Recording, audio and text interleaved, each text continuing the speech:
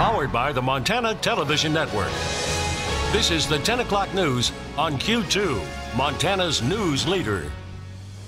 Good evening, everyone. Thanks for joining us tonight. I'm Jeanelle Slade. And I'm Russ Riesinger. Tonight, a somber yet proud moment for Americans and Montanans as one of our own receives the Medal of Honor. 12 years after he sacrificed his life, Army Staff Sergeant Travis Atkins from Bozeman, Montana, is honored in Washington, D.C. by his country and comrades. President Trump today presented the Medal of Honor to the family of Staff Sergeant Atkins. Atkins died so other soldiers could live. David Martin tells his story.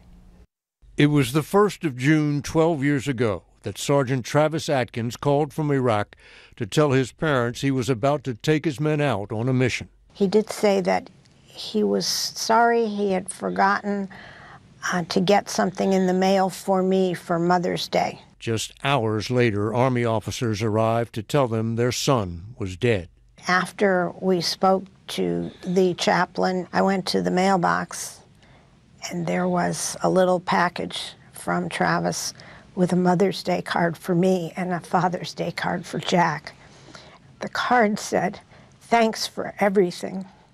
And it just brought it home. It was meant to save our lives. It was only when they met with Sandejo and other soldiers in Atkins' unit that they found out how he died. He had definitely sacrificed himself so that we could live. Aho was the machine gunner in their Humvee, and he watched as Atkins and the team's medic got out to search two men they suspected of planting roadside bombs. That's when Travis started to actually engage in a form of hand-to-hand combat with this man. Travis bear-hugged the man, lifted him up off the ground, and slammed him down. Aho didn't realize it yet, but the man had pulled the pin on a grenade to detonate a suicide vest. Atkins was wrestling himself into position to shield his men from the blast. You were there. You're alive today because of it. Yes, sir. What did it mean to you when you found out that he was going to receive the medal?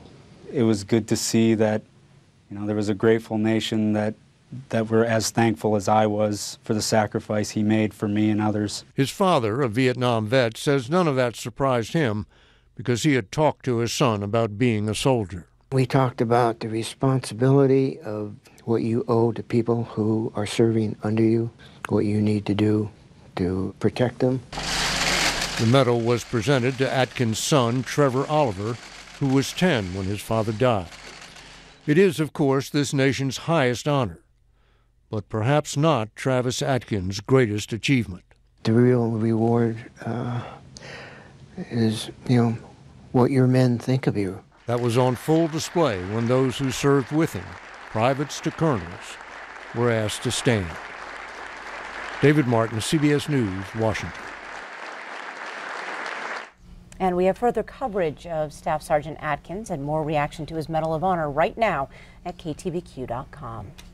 Montana's senior Senator Jon Tester made his first trip to the southern border this past weekend. I was there to cover most of that tour. As you well know, President Trump has declared a national emergency over the situation on the border. As the ranking member of the Senate Appropriations Homeland Security Subcommittee, Senator Tester will help decide how much money the government should spend on the agencies that protect the border.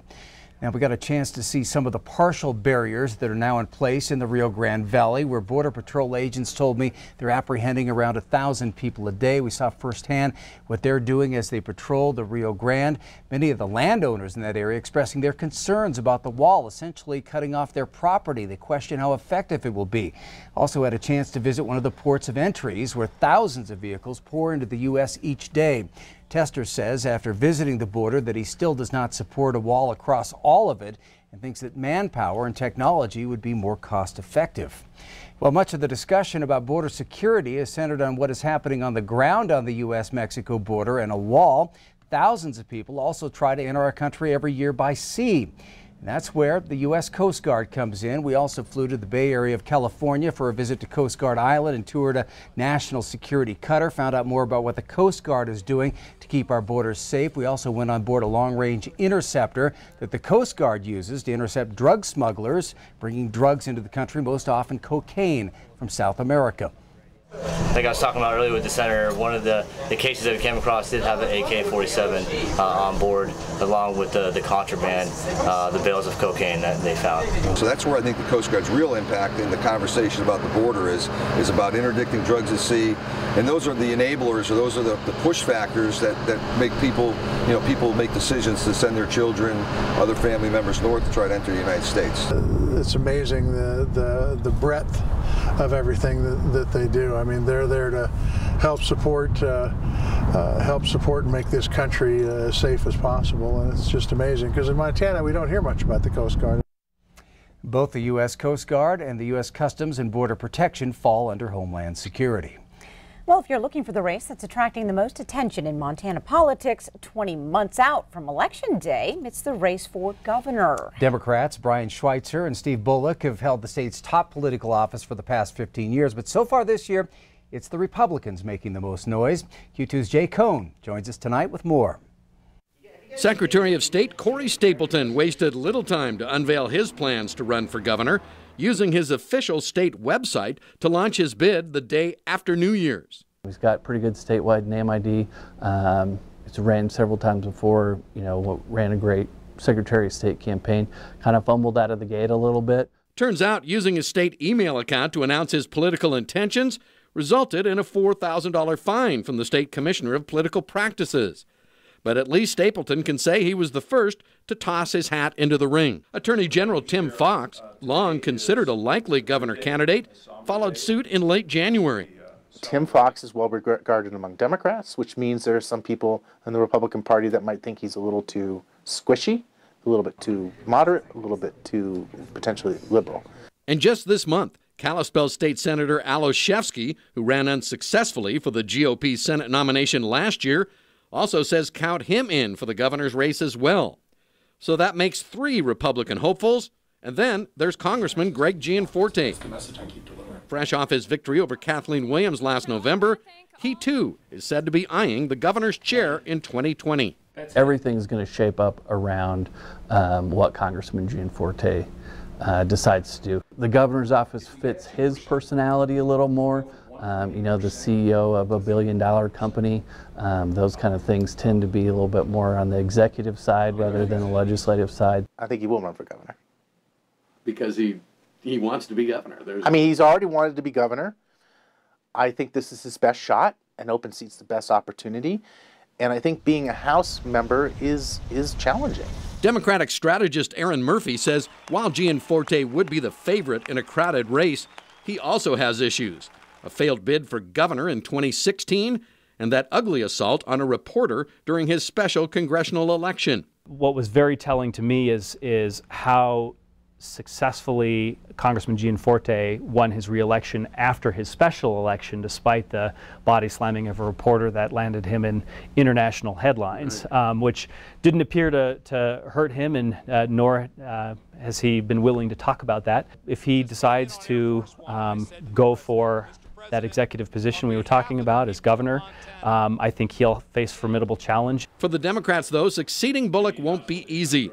Lieutenant Governor Mike Cooney says he is considering the race. His grandfather served as Montana's 9th governor in the 1930s.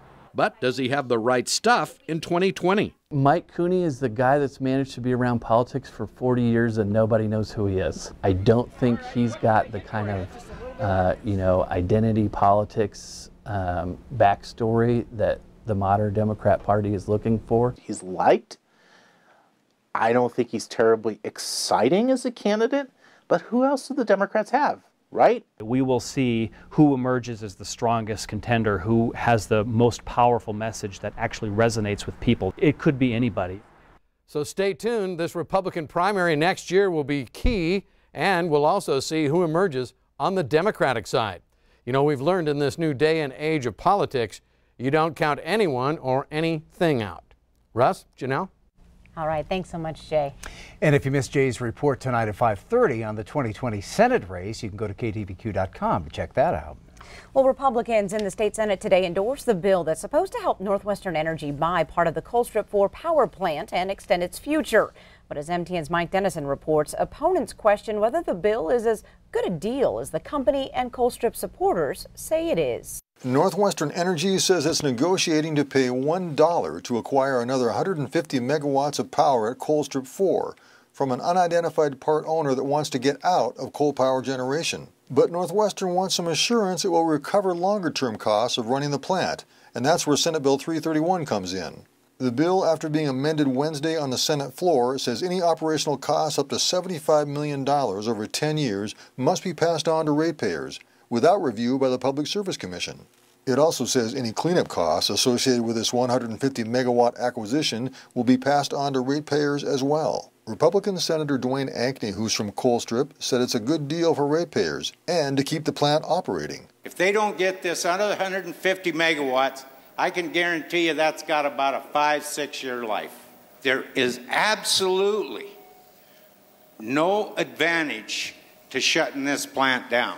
So it's going to provide us with low-cost, reliable energy that can back up the renewables and keep us going forward.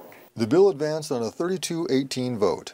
All 30 Republicans and a Democrat from Butte and Anaconda voted for it. The remaining Democrats opposed it, including Senator Mary McNally of Billings. She said if the purchase is such a great deal for the 360,000 electric ratepayers of Northwestern, why does the company say it needs the bill to complete the purchase? But what we do know is the company has chosen to insulate itself from those risks, from regulatory oversight on the purchase, and now we're into 10 years and a $75 million investment. Goes straight to the ratepayers. It looks like majority Republicans are firmly behind this bill and supporting the coal industry and coal-fired power. If that's so, this bill may come down to whether Democratic Governor Steve Bullock will sign it. At the Capitol, Mike Dennison, MTN News.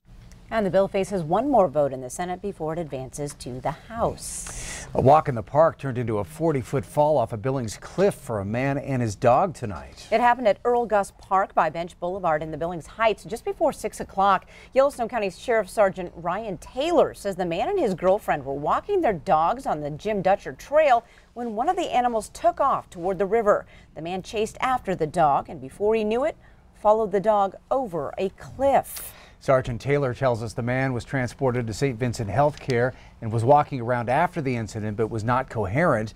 Taylor said the dog appeared to be fine. Wow.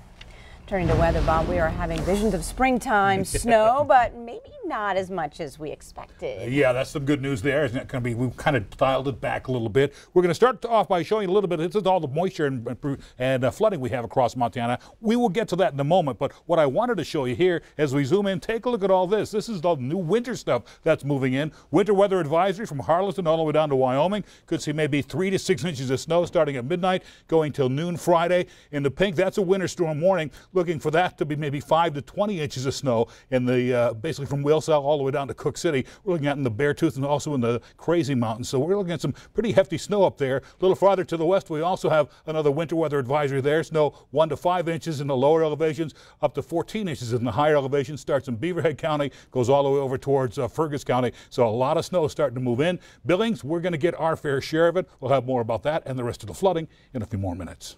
All right, thanks so much, Bob. Coming up in tonight's 10 o'clock news, this feud over corn syrup is anything but sweet. We'll check out how two beer giants are foaming over a Super Bowl ad. And in sports, Scott checks in with Rockies football camp and the front runners to start at quarterback. You're watching MTN News with Jeanelle Slade and Russ Riesinger. Storm Tracker weather with Bob McGuire. And sports with Scott Breen. This is the 10 o'clock news on Q2, Montana's news leader.